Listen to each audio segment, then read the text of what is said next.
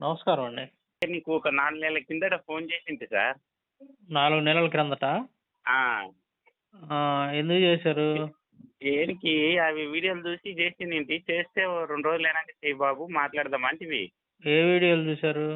నీవి గవి అశ్వమేధ యాగము గవి ఉండే కదా సార్ కొన్ని. ఆ!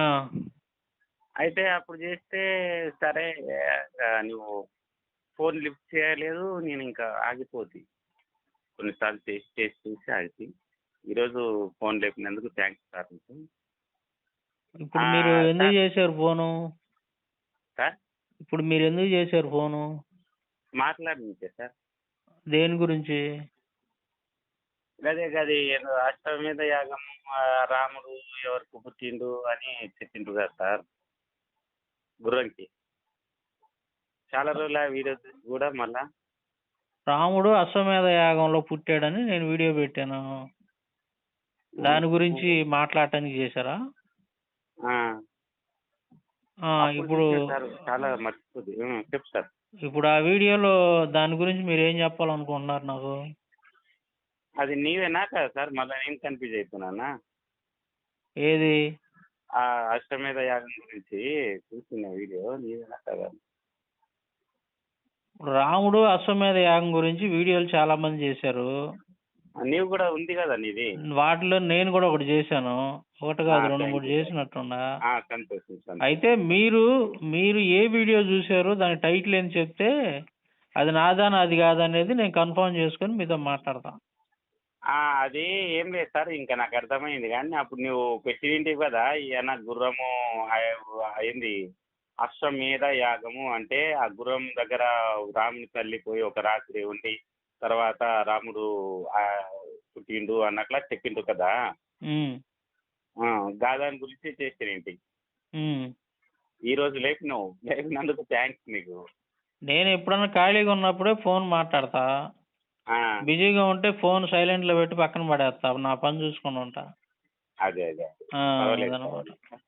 ఇప్పుడు దాని గురించి ఆ, మీరు ఏం చెప్పాలనుకుంటున్నారు నాకు? అవును సార్. అది అశ్వమేధ యాగం అని అట్లా పెట్టిండ్రు కదా, కొంచెం మనసు నాకు కొంచెం బాధ అనిపిస్తుంది. ఆ, ఈ రాముడు కొంచెము మనము ఇన్న కాడికి కొంచెం మంచి వ్యక్తి, ధర్మాత్మునిగా ఉన్నాడు అని విన్నాము మనము. అట్లా పెట్టిండ్రు కదా, దేనికోసమని అడుగుదాం అన్నట్లా ఫోన్ చేసింది సార్. ఇప్పుడు రాముడు ధర్మాత్ముడు, ధర్మంగా ఉన్నాడు అనే దానికనో ఈ అశ్వమేధ యాగానికి సంబంధం ఏంది అసలు? ఆయన పుట్టుకనే గలీజ్ చేసి చెప్తున్నావు కదా సార్. పుట్టుకుని నేను గలీజ్ చేశానా? ఆయన నాకు పుట్టుకనే నవ్వుతుంది మరి మీరు గలీజ్ మాట్లాడుతుంటే. చేసినావు కదా. ఎక్కడ చేశాను, ఎలా చేశాను చెప్పండి నాకు. అది ఏందో గుర్రము చచ్చిపోయిన గుర్రము అది ఏమో చెప్పినావు కదా సార్. నీవు చేసిన నీకే తెలియదా, మళ్ళీ నాన్న నవ్వుతావు, ఏం చేస్తాను. ఇప్పుడు చేసినోడు నాకు తెలుసు, మీరేం విన్నారో నాకు తెలియాలి కదా. అదే నువ్వు చేసింది నేను ఇంత వేరే తింటున్నా సార్. నువ్వు అందుట్లో మరి అందుకే పెట్టింది మీరు సరిగ్గా చెప్పట్లేదు కదా, నేను ఏం చెప్పాను అనేది మీరు చెప్పట్లేదు కదా నాకు. ఆహా, నేను చెప్పాలనా? నేను 4 నెలల కిందట గుర్తు పెట్టుకొని బాగా ఫోన్ చేసినంటే నువ్వు ఫోన్ లేపలేదు. కనీసం ఒక 15-16 సార్లు చేసిన నేను. 100 సార్లు చేసినా లేపలేదు. కానీ నేను పనిలో ఉంటూ ఫోన్ ఎత్తాను. సరే, అది నీ ఇష్టం, నాకేం అభ్యంతరం లేదు. కానీ ఇంకోటి సార్, ఇప్పుడు నేను ఏం వినండి. ఇప్పుడు ఆ, అశ్వమేధ యాగం గురించి, రాముడు పుట్టుక గురించి నేను ఆ వీడియోలో ఏం చెప్పాను అది మీకు ఎంతవరకు గుర్తుందో చెప్పండి. నేను మాట్లాడతా దాని గురించి. ఇదే సార్ ఇప్పుడు చెప్పి కదా ఇంతసేపు నేను. ఏం చెప్పారు? ఏం చెప్పలేదుగా. ఇప్పుడు నేను ఏం చెప్పాను? ఇంకా రాముడు చెప్పలేదా పుట్టుక నేను? గురించి. ఒక రాముడు ఒక పుట్టుక గుర్రంతోన గురించి వినండి. ఉమ్. రాముడు పుట్టుక గురించి ఆ వీడియోలో నేను ఏం చెప్పానో నాకు క్లియర్ గా చెప్పండి 2 మాటలు. 2 మాటలు. రాముడు ఆడ గుర్రంని ఫస్ట్ రాముడు అంటే రాముడు పుట్టుకని ముందు దశరథ మహారాజు యాగము, పుత్ర కామిష్టి యాగము ఒకటి, ఆ అశ్వమేధ యాగం ఒకటి జరిపి అందుట్లా అమ్మ వాళ్ళ అమ్మోళ్ళు ఉండరు కదా సార్, రాముడు తల్లిలు. రాముడు తల్లి పేరు ఏం పేరు? కైకనా ఏం పేరు ఉంది కదా సార్ ఆయన పేరు. నీ ఏం పేరు అంటారు కదా సార్. ఇప్పుడు రాముడు తల్లి గురించే నీకు తెలియలేదు, తల్లి పేరు తెలియలేదు. అవును సార్. అంటే అవును. రామాయణం నీకు అసలు ఏం తెలియదు, జీరో, మీరు చదవలేదు అసలు అట్టయితే. Correct sir. మీరు చదివలేను ఎప్పుడు. మీరు మరి చదివి కదా నన్ను అడగాల్సింది. ఇప్పుడు నేను దేని ఏది చెప్పినా చదవాలంటావు సార్? వినండి ఒక మాట. నేను ఏది చెప్పినా సరే హిందూ గ్రంథాల నుంచి నా సొంత మాటలు గాని ఏది కూడా నేను చెప్పను అసలు. నేను పుస్తకం ముందు పెట్టుకొని మీరు ఆ వీడియో మళ్ళీ చూడండి కావాలంటే. పలానా ఇదిగో రామాయణం దీంట్లో బాలకాండ, ఇదిగో పలానా చాప్టర్, పలానా శ్లోకం అని చెప్పి చూపించి అక్కడ ఉన్నది నేను చదివి మీకు వినిపిస్తున్నా. మీరు వినిపిస్తున్నావు కదా. మీరేం చేయాలంటే ఇదిగో ఈ సాంబశివరావు చెప్పింది నిజంగా రామాయణంలో ఉందా, లేదంటే ఇతను ఏమైనా కల్పించుకొని మాట్లాడుతున్నాడా, మనల్ని ఏదో విమర్శించాలనే ఇతోటి మనతో మాట్లాడుతున్నాడా అనేది మీరు పరిశీలన చేయాలి ఫస్ట్. అంటే ఏంది, నేను ఏదైతే చెప్పానో ఆ పుస్తకంలో నేను చెప్పినట్టు ఉందా లేదా అనేది మీరు ఒకసారి గమనించాలి, చూడాలి. చూసి గనక ఉంటేనేమో సరే ఇది ఎందుకు ఉంది, ఏంటి అసలు దీని వ్యవహారం ఇలా ఎందుకు ఉంది అని చెప్పేసి మీరు ఆ రామాయణం రాసినటువంటి వాల్మీకి గురించి మాట్లాడాలి. లేదంటే ఆ సంఘటన గురించి మీరు ఆలోచించుకోవాలి ఒకసారి. అప్పుడు నన్ను అనుకోని ఉపయోగం లేదు కదా. ఎందుకు, నేను వాల్మీకి రాసినటువంటి రామాయణంలోది చదివి మీకు వినిపిస్తున్నా కాబట్టి. అర్థమైందా? ఆయన అట్లా పుట్టినని రాసిందా వాల్మీకి? చదవమంటావు ఏమనుందో? చదువు సార్. Thank you. నీవు చదివేటందుకు థ్యాంక్ యూ. నేను ఒకసారి రామాయణం తీసుకొని బాలకాండలోది ఏమనుందో ఒకసారి మీకు చదివి వినిపిస్తాను చూడండి. ఇది మీరు బాలకాండ 14వ సర్గలో ఉంటదండి, అశ్వమేధం రావణ పుట్టుక గురించి. ఓకే. ఇందులో చాలా క్లారిటీగా ఉంటది అనమాట. అశ్వమేధ యాగం అంటే ఏందనేది ఉంటది, ఇందులో ఉంటది. అలాగే మహాభారతంలో కూడా అశ్వమేధ పర్వం అని చెప్పేసి ఒకటి ఉంటది. 18 పర్వాల్లో 14వ పర్వమే అశ్వమేధ పర్వం. సో ఇట్లాగా ఈ 2 చోట్ల అశ్వమేధ యాగం గురించి చాలా క్లారిటీగా ఉంటది. అలాగే వేదాల్లో ఉంటది, శ్రౌత సూత్రాల్లో ఉంటది, ఇవన్నీ ఉంటది. ఇక్కడ చూడండి ఏమనుందో, బాలకాండ 14వ సర్గ 31, 32 శ్లోకాలు రాసుకోండి మీ దగ్గర పెన్ను ఉంటే. అవును సార్. Thank you. ఆగు ఒక్క నిమిషం. పండు ఈ పెన్ని అమ్మా ఉందిలే, బాలకాండ 33, బాలకాండ 14వ సర్గ అండి. 14వ సర్గ 14వ సర్గ 31 నుండి 31 నుంచి 40 శ్లోకాల దాకా చదవండి మొత్తం. 40. చెప్పండి సార్. రాసుకున్నారు కదా. ఇక్కడ ఏమైనా ఉంటుందంటే 31, 32 శ్లోకాలు చదువుతున్నా. రాముడు తల్లి పేరు కైక కాదు, కౌసల్య అంటారు. అవును, కౌసల్య. కౌసల్య ఆ అశ్వమునకు ప్రదక్షిణము చేసి, అశ్వము అంటే గుర్రం, దానిని 3 కత్తులతో చంపెను. కౌసల్య ఆ అశ్వమునకు ప్రదక్షిణము చేసి దానిని 3 కత్తులతో చంపెను. 3 కత్తులతో చంపింది. 3 కత్తులతో చంపెను అని రాసింది ఇక్కడ. వాల్మీకి రామాయణం ఇది. ధర్మశ్రద్ధావతియగు కౌసల్య స్థిరమైన చిత్తముతో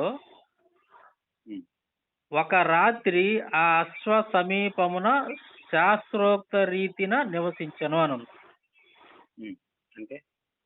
ఒక రాత్రి ఆ అశ్వం సమీపమున అంటే ఒక రాత్రి అంతా కూడా ఆ గుర్రం పక్కలో పడుకుంది అని చెప్పి దీని అర్థం.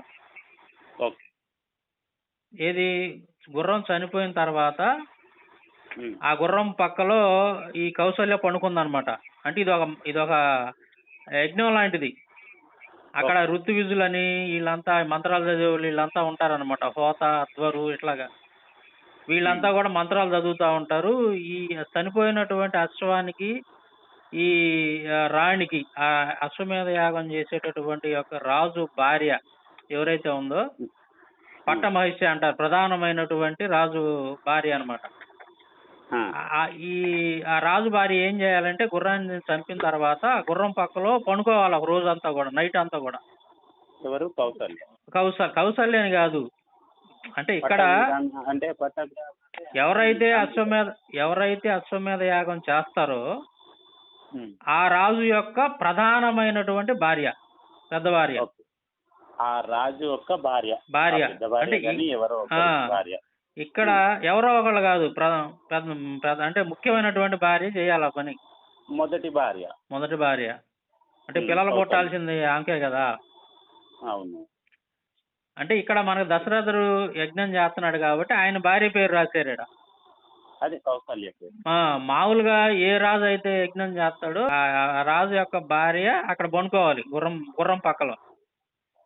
అప్పుడు ఈ మంత్రాలు చదివేటటువంటి వాళ్ళు ఎవరైతే ఉంటారో అంటే ఆ యజ్ఞాన్ని నిర్వహించేటువంటి బ్రాహ్మణులు ఈ వేద మంత్రాలు చదివి ఆ యజ్ఞాన్ని ఎవరైతే నిర్వహిస్తారో వాళ్ళు ఏం చేస్తారంటే ఆ చనిపోయిన గుర్రానికి ఆ రాజు భార్య పక్కలో పడుకుంది కదా, వీళ్ళ మీద ఒక వస్త్రాన్ని కప్పుతారు. అంటే ఇదంతా కూడా అశ్వమేధ యాగంలో జరిగేటటువంటి తంతు అనమాట. ఒక తంతు. ఇట్లా చేసిన తర్వాత ఇది ఇక్కడ ఏమన్నా చూడండి, హోత, అధ్వరువు, ఉద్గాత. అంటే వీళ్ళు యజ్ఞాన్ని నిర్వహించేటటువంటి వాళ్ళు అనమాట. వీళ్ళని ఏమంటారంటే హోత, ఒక అతను హోత ఉంటాడు, అధ్వర్వువు అనేటువంటి ఒక ఆయన ఉంటాడు, ఉద్గాత అనేటువంటి ఆయన ఒక ఆయన ఉంటాడు. అను ఋత్విక్కులు రాజమహేషిని పరివృత్తిని వావాతను గ్రహించిరి. అంటే ఈ యజ్ఞం అయిపోయిన తర్వాత ఏం చేయాలంటే ఆ రాజు యొక్క భార్యల్ని ఈ ఎవరైతే బ్రాహ్మణులు యజ్ఞం చేస్తా ఉన్నారో వాళ్ళకి ఇచ్చేసేయాలంట. ఎవరికి? ఆ యజ్ఞం చేసినటువంటి వాళ్ళకి. ఈ హోత, అదరు, ఉద్గాత అను ఋత్విక్కులు ఋత్వికులకు వాళ్ళ భార్యని ఇచ్చేయాల.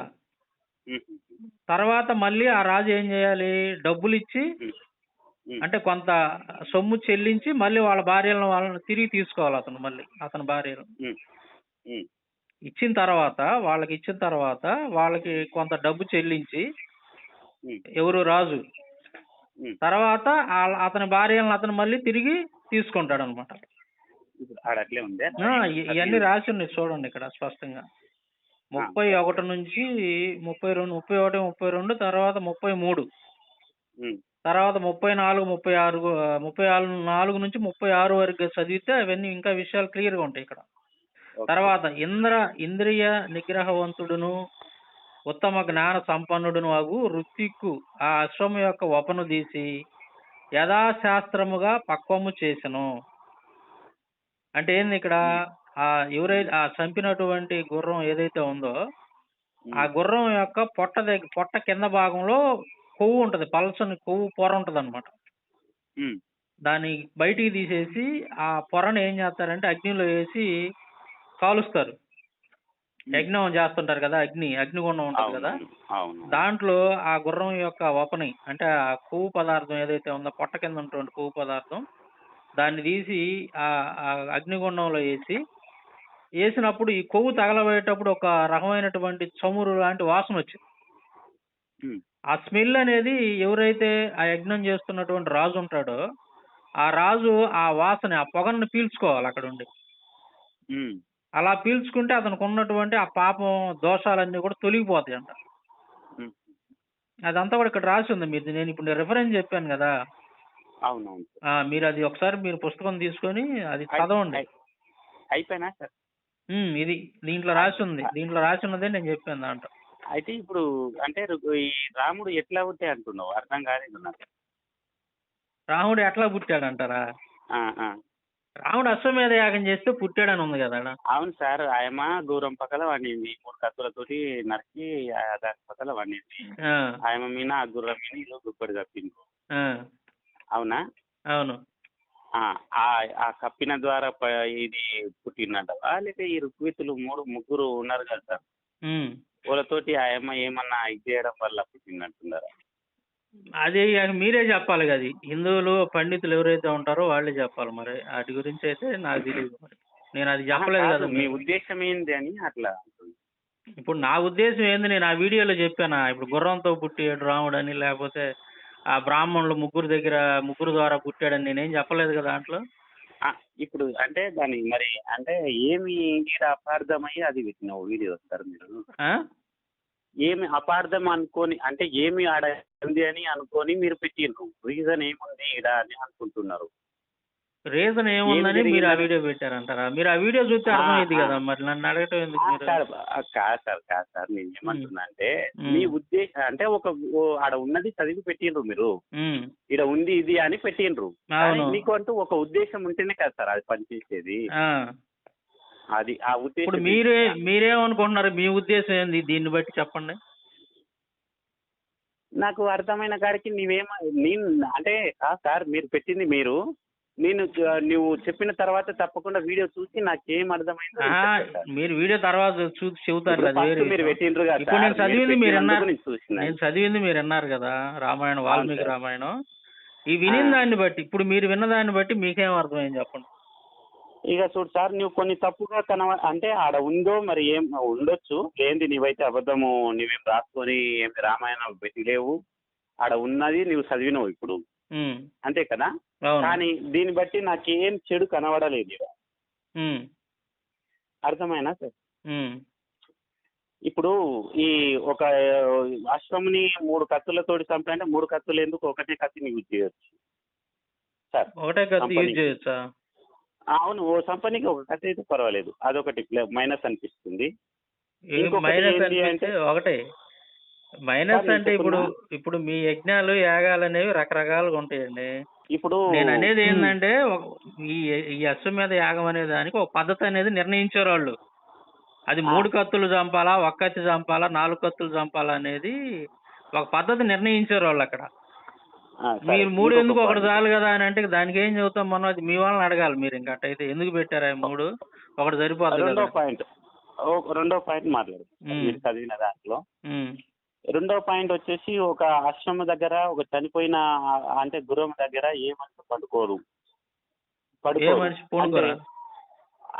అవును, ఒక జంతువు ఏదైనా చనిపోయిందంటే ఆడ పోయి నిద్రపో అంటే ఉమ్. ఎందుకు పండుకోవాలని అడుగుతారు ఉమ్. కదా సార్. ఎందుకు ఇంకొక పూనుకోవాలని విషయం. అడుగుతారా? అవును, అది అంటే రీజన్ ఏంది, ఆడ పండుకున్నానికే కారణం ఏంది? అది దాంతో పండుకుంటే దాని మీద ఇద్దరి మీద కప్పిండ్రు, ఒక దుప్పటి అని రాసిండ్రు అంటున్నావు నువ్వు. నువ్వు స్వతహాగా అనడం లేదు, ఆడ రాసింది అంటున్నావు. ఇప్పుడు ఆ దుప్పటి కప్పితే వాళ్ళకి ఏమి సంభోగం జరుగుతుందే, ఏమి సత్యన భోగురం ఏమైనా ఇచ్చేస్తుందే అనుకుందాం ఇట్లా సార్. ఇప్పుడు ఇది రామాయణంలో ఇలా ఉంటది, వేదాల యొక్క శ్రౌత సూత్రాల్లో అయితే సంభోగం జరిగినట్టే రాసి ఉంటది ఆడ. సరే, దానికి కూడా చెప్దాము. అయితే సార్ ఇక్కడ ఈ శ్రౌత రెండో సూత్రాలు పాయింట్ ఏంటంటే, ఒక్క మాట అండి, వేదాలకు సంబంధించినటువంటి శ్రౌత సూత్రాలు గాని లేదా శుక్ల యజుర్వేదంలో గాని గుర్రం యొక్క వినండి, గుర్రం యొక్క అంగం తోటి ఆ రాజు యొక్క భార్య రాణి ఎవరైతే ఉందో ఆవిడ ఆ అంగం తోటి సంభోగం జరుపుకున్నట్టుగా ఉంటది ఆడ రాసి ఉంది. అయితే ఇక్కడ క్లియర్ గా రాయలేదు కదా మరి, ఏడా సార్ మీ రామాయణంలో అది క్లియర్ గా రాయలేదు. అది నేను చెప్పేది అదే సార్ నీకు. ఇప్పుడు నువ్వు అది అంటున్నావు కదా, ఈ ఒక లింగం తోటి అంటే ఇప్పుడు ఏమంటున్నావు, గలీజ్గా చెప్తున్నావు సార్. అది అట్లా జరిగింది అంటే ఒకటి నేను గలీజ్ అవటం కాదు, మీ గలీజ్ గా మీ గ్రంథాల్లో మీరు పాపం గలీజ్ గా మీ గ్రంథాల్లో రాసిన దాన్నే నేను చెబుతున్నా అంతే. అదే సార్, మీరు ఇక్కడ ఏమంటున్నారంటే, ఒకటి అశ్వమేధ యాగం గురించి మనం మాట్లాడుతున్నాం సార్. ఫస్ట్ అది నువ్వు ఆ టాపిక్ వచ్చినప్పుడు అది కూడా మాట్లాడదాం మనం, ఓకేనా? ఇది కౌసల్య రాముని తల్లి కదా, ఈ అమ్మ వచ్చేసి ఒక అశ్వం దగ్గర, చనిపోయిన అశ్వం దగ్గర ఒక రాత్రి పడుకున్నది. వీళ్ళిద్దరి పైన ఒక దుప్పటి కప్పిండ్రు అనేది తప్పుగా కనబడుతున్నట్టు అనిపిస్తుంది నీకు. ఇక్కడ ఈడ సంభోగం జరగడానికి అవకాశం లేదు. రెండో పాయింట్, మీరు చనిపోయిన గుర్రం యొక్క అవయవాన్ని తన ఏన్లో పెట్టుకొని ఆ సంభోగం చేస్తున్నట్టుగా నటించాలని రాసి ఉంది దాంట్లో. నటించాలనా? ఈ లోకంలో ఎవరన్నా సరే సార్, మంచి మాట చెప్పినావు, బాగా చెప్పినావు సార్.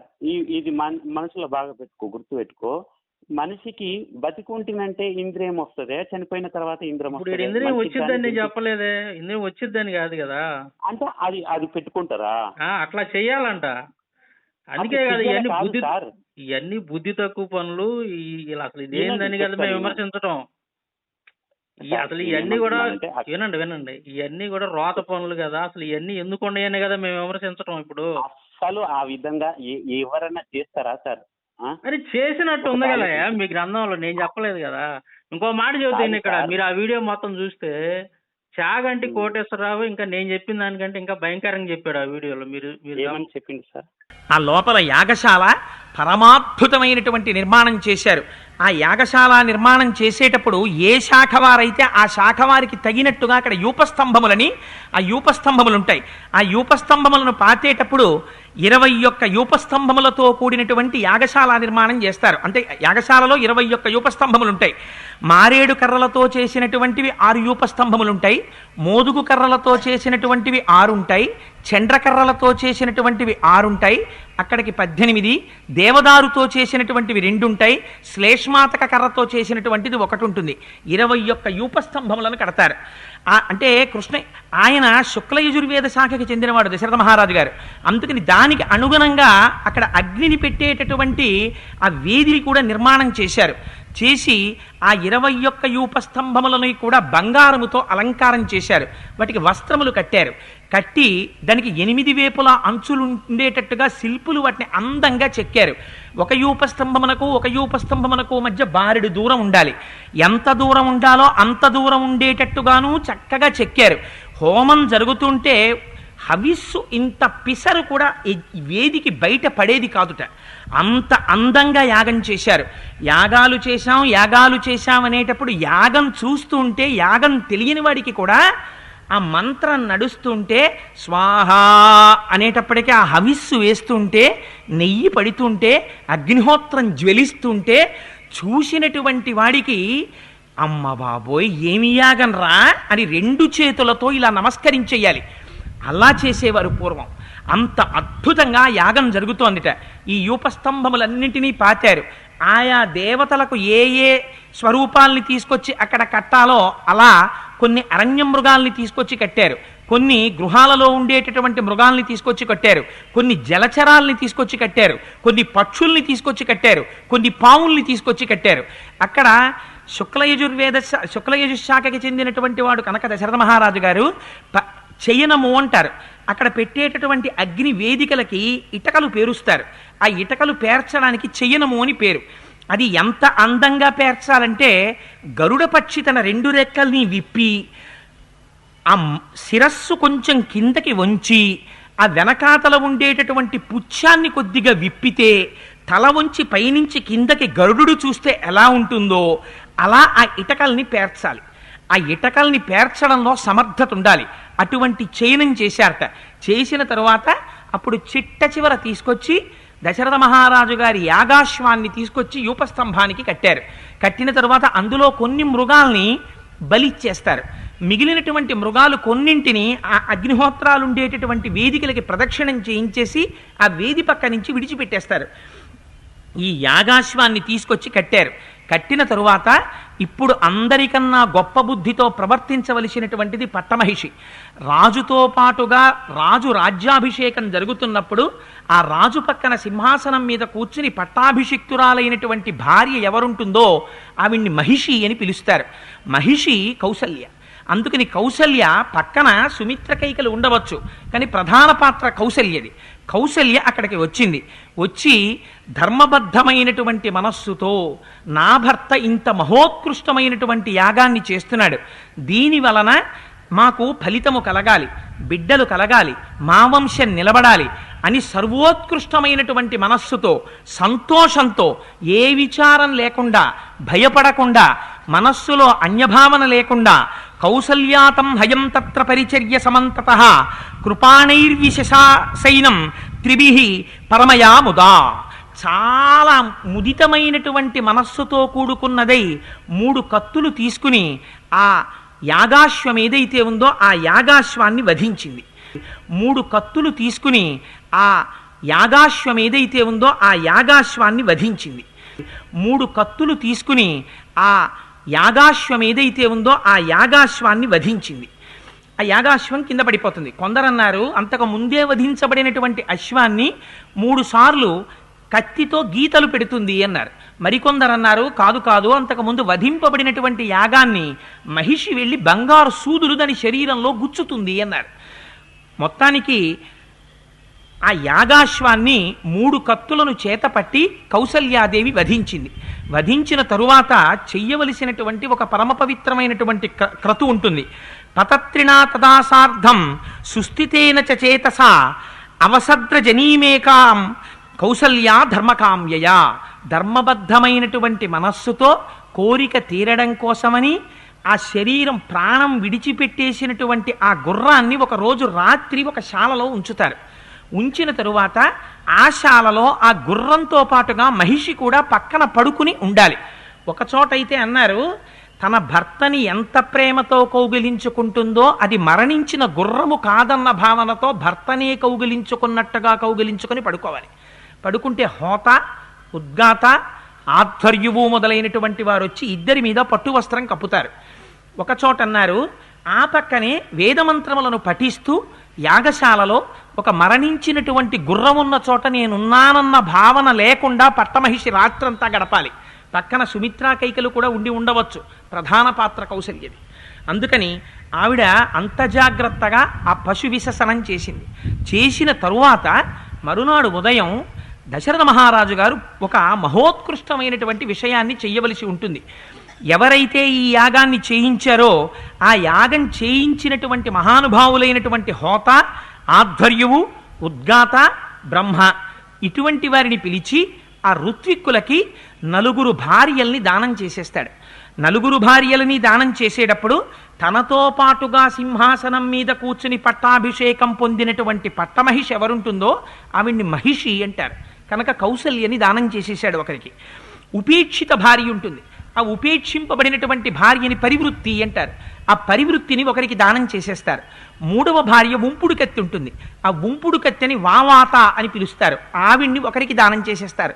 ప్రభువుకి పాత్ర అందించడానికి ఒకరు ఉంటారు, అలా ఉన్న వారిని పాలాకలి అని పిలుస్తారు. ఆ పాలాకలిని ఒకరికి దానం చేసేస్తారు. దానం చేసేసిన తర్వాత దానం పుచ్చుకున్నటువంటి బ్రాహ్మణులు ఋత్విక్కులు ఆ 4 తిరిగి రాజుకి ఇచ్చేసి రాజు దగ్గర ఆ 4 స్త్రీలకి సంబంధించి ఇంత ద్రవ్యము అని వారు కోరుకున్నది కాదు. వారికి ఎందుకని ఆ ఋత్విక్కులకి మనసులో కోరికే ఉండదు, వారికి ఇంత దానం పుచ్చుకోవాలి అంత దానం పుచ్చుకోవాలని కోరికున్నవారు కారు, వారు నిత్య సంతుష్టులు.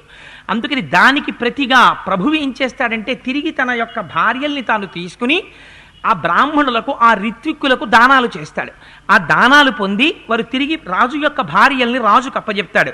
అప్పజెప్పిన తరువాత అప్పుడు ఆ హోమంలో ఆ అశ్వమేధయాగంలో ఒక ప్రధానమైనటువంటి క్రతువు జరుగుతుంది. ఆ క్రతువు అన్నిటికన్నా కూడా చాలా ప్రధానంగా జరగవలసినటువంటిది. ఏది అది అంటే ధూమగంధం వపాయాస్తు జిఘ్రతిస్మ నరాధిప యథాకాలం యథాన్యాయం నిర్నుదన్ పాపమాత్మన. వప అని ఉంటుంది, ఆ గుర్రం యొక్క శరీరంలో ఉండేటటువంటి ఒక భాగానికి వప అని పేరు. అందులో ఋత్విక్కుల్లో అపారమైనటువంటి జ్ఞానము కలిగిన వాడు, ఇంద్రియ నిగ్రహము కలిగినటువంటి వాడు, వేదాధ్యయనము చేసినటువంటి ఒక మహానుభావుడైనటువంటి బ్రాహ్మణుడు ఆ గుర్రము యొక్క శరీరంలోంచి ఆ వప అనేటటువంటి భాగాన్ని పైకి తీస్తారు. తీసి దాన్ని సశాస్త్రీయంగా అగ్నిహోత్రంలో కాలుస్తారు. కాలుస్తున్నప్పుడు పక్వం చేస్తున్నప్పుడు ఆ వపలోంచి ధూమం బయటికి వస్తుంది. ఆ పొగ దగ్గరికి వచ్చి దశరథ మహారాజు గారు నిలబడాలి. నిలబడి ఆ వప కాలుతున్నప్పుడు దాంట్లోంచి వచ్చేటటువంటి పొగని రాజు పీల్చాలి. దీనికే అశ్వమేధయాగం అని పేరు. అలా పీలిస్తే ఇప్పటి వరకు తనకి సంతానము కలగకుండా ఏ పాపము ప్రతిబంధకంగా నిలబడిందో ఆ పాపము రాజు యొక్క శరీరం నుంచి తొలగిపోతుంది. ఇప్పుడు ఆ వపని తాను పీలుస్తాడు. పీల్చిన తరువాత ఆ మిగిలినటువంటి గుర్రము యొక్క శరీరాన్ని 16 మంది ఋత్విక్కులు కూర్చుని అశ్వాంగ హోమము అని ఆ గుర్రం శరీరంలో ఉండేటటువంటి వివిధ భాగాల్ని ప్రబ్బలి తీగలు అని ఉంటాయి, వాళ్ళ శాఖని బట్టి ఆ తీగల్ని పెట్టి ఆ ప్రత్యేకమైనటువంటి తీగల మీద ఆ పదార్థాన్ని ఉంచాలి. ఉంచి ఆ తీగల మించి తీసి దీనితో పాటుగా ముందు రోజు ఉదయం సోమతీగలు తీసుకొచ్చి ఆ సోమరసాన్ని తీసి దాన్ని కూడా హవిస్సుగా ఇస్తారు. ఆ గుర్రం యొక్క శరీరంలో ఉండేటటువంటి భాగాల్ని తీసి ఆ హోమాగ్నిలో వ్రేలుస్తారు, హవిస్సుగా సమర్పిస్తారు. సమర్పించిన తరువాత అప్పుడు అశ్వమేధయాగం పూర్తవుతుంది. ఆ వీడియోని చూడలేదు కదా మీరు? అట్టయితే మీరు చూశానని చెబుతున్నారు మీరు. నేను ఆయన మాటలు వినిపించాను కదా దాంట్లో. అవును, ఇన్నా సార్, నేను ఇన్నే చాగంటి కోటేశ్వరరావు విన్నారా మాటలు? ఆ మాటలు ఆయన కూడా ఇన్నా కానీ మరి ఇన్నా కానీ అంటారు. నేను చెప్పిన దానికంటే పచ్చిగా చెప్పాడా లేదా ఆయన?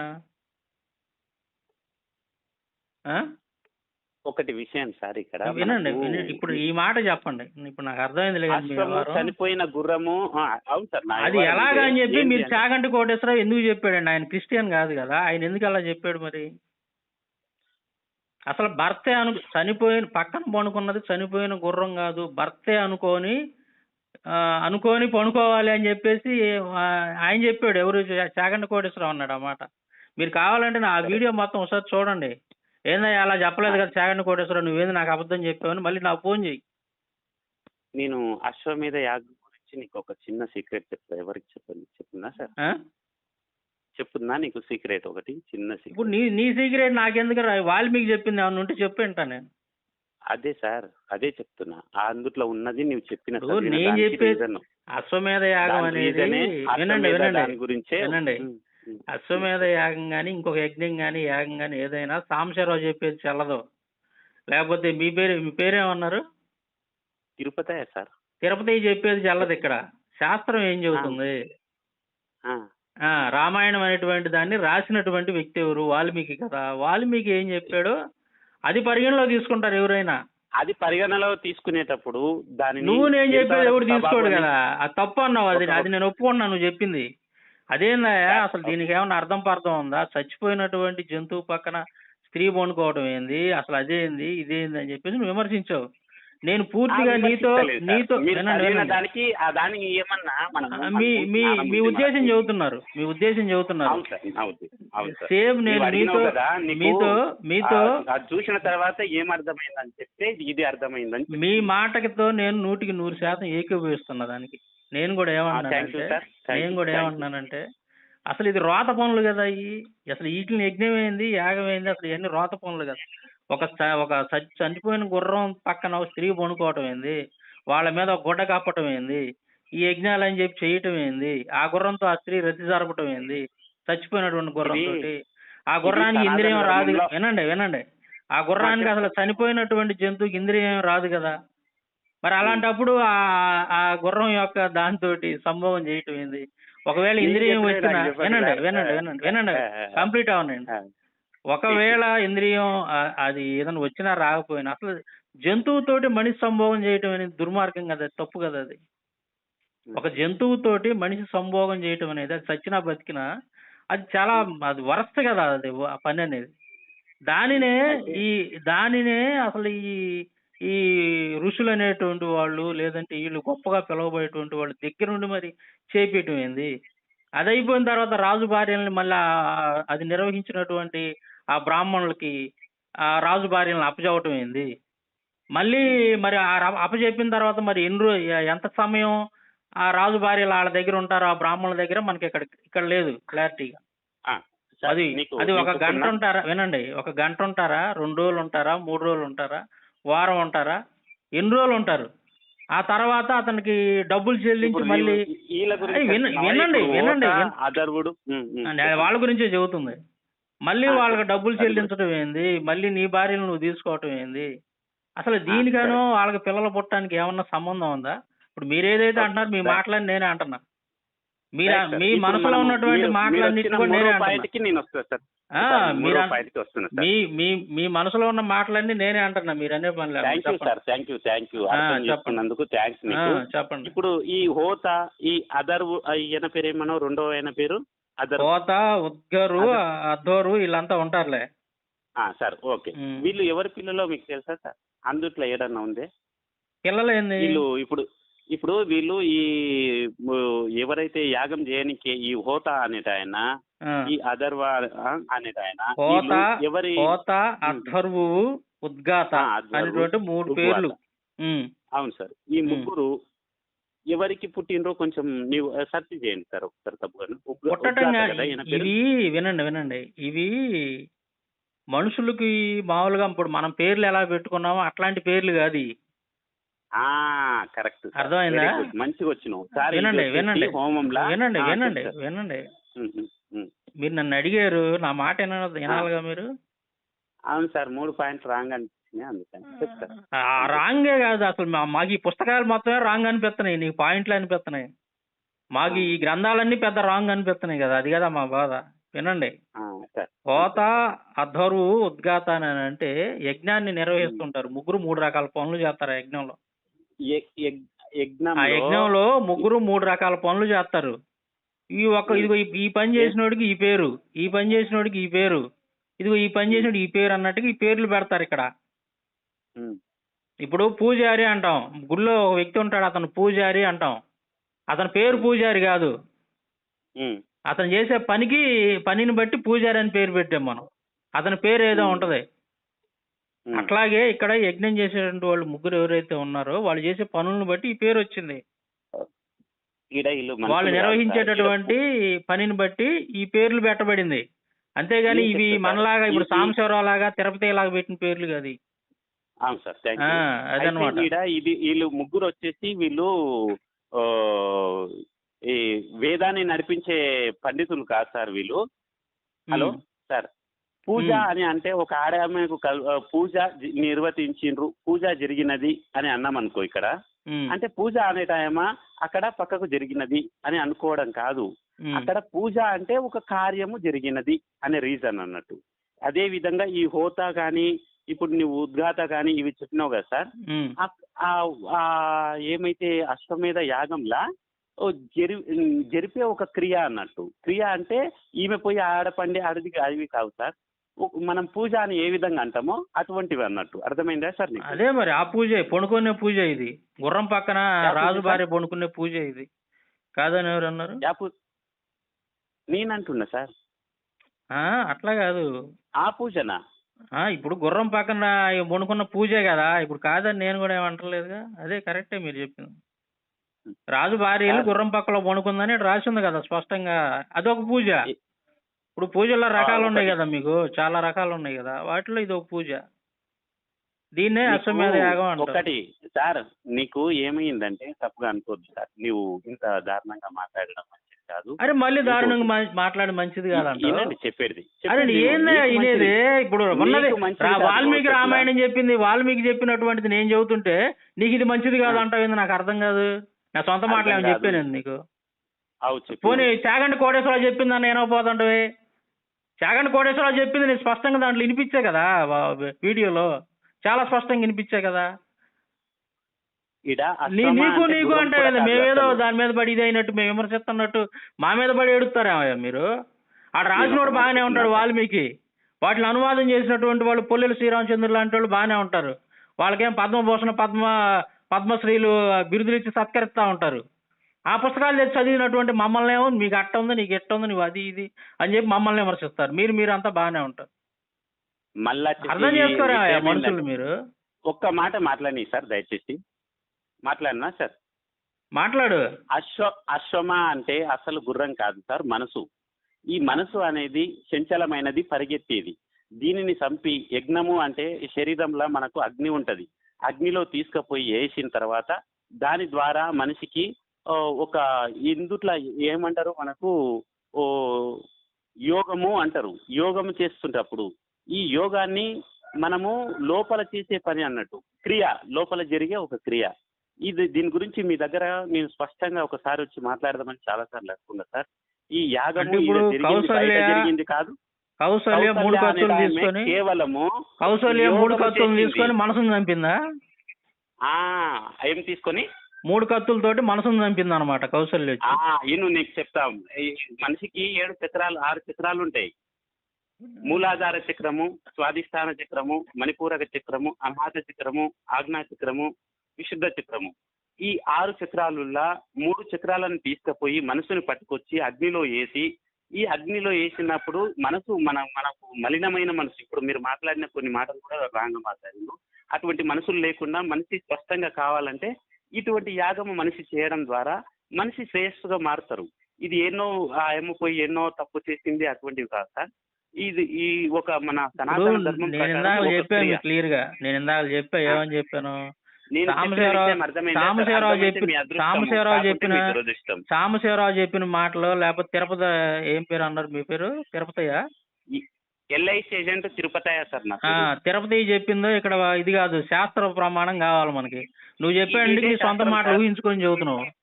నీ సొంత మాటలు ఊహించుకొని చెబుతున్నావు. అవి చెల్లవు ఇక్కడ. నా సొంత మాటలు చెబితే చెల్లదు ఇక్కడ. వాల్మీకి ఏం చెప్పాడో చెప్పండి. వాల్మీకి రాసిండో మీరు చెప్పిందంతా రామాయణంలో ఉంటే చెప్పండి, నేను ఇప్పుడే చెప్తా. ఎక్కడ ఉందో రిఫరెన్స్ చెప్పండి.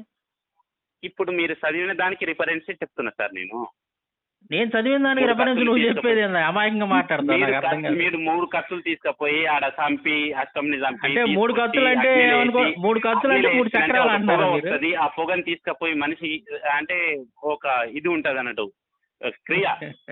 దానిని ఏమండి నేను ఒక మాట చెబుతా తింటారా? మీరు నమ్మకుంటే మీ కర్మ.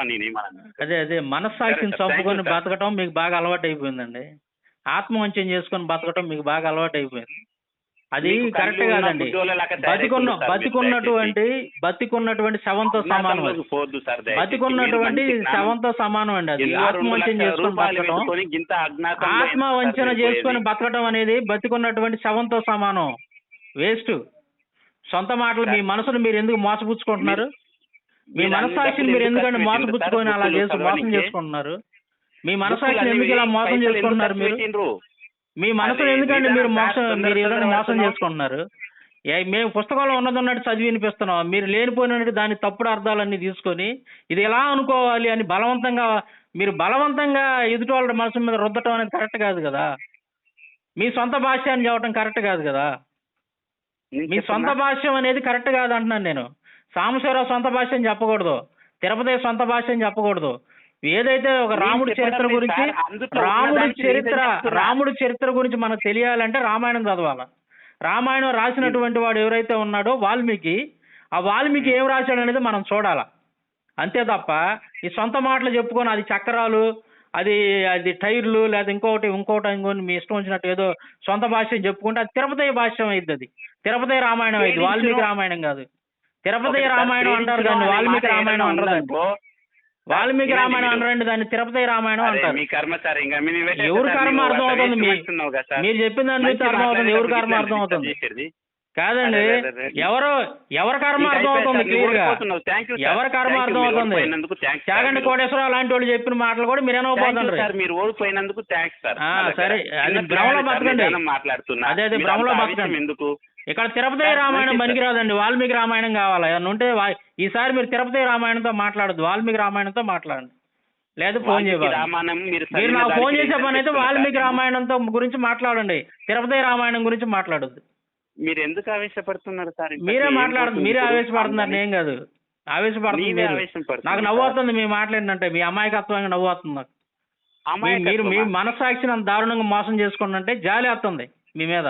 సరే సార్, మీ ఇష్టం. మీ మనస్సాక్షిని అంత దారుణంగా మీరు ఎందుకు అలా మోసం చేసుకుంటున్నారు అనేది జాలి వస్తుంది మీ మీద. మిమ్మల్ని ఎలాగ కాపాడాలని ఆలోచిస్తున్నారు మీలాంటి.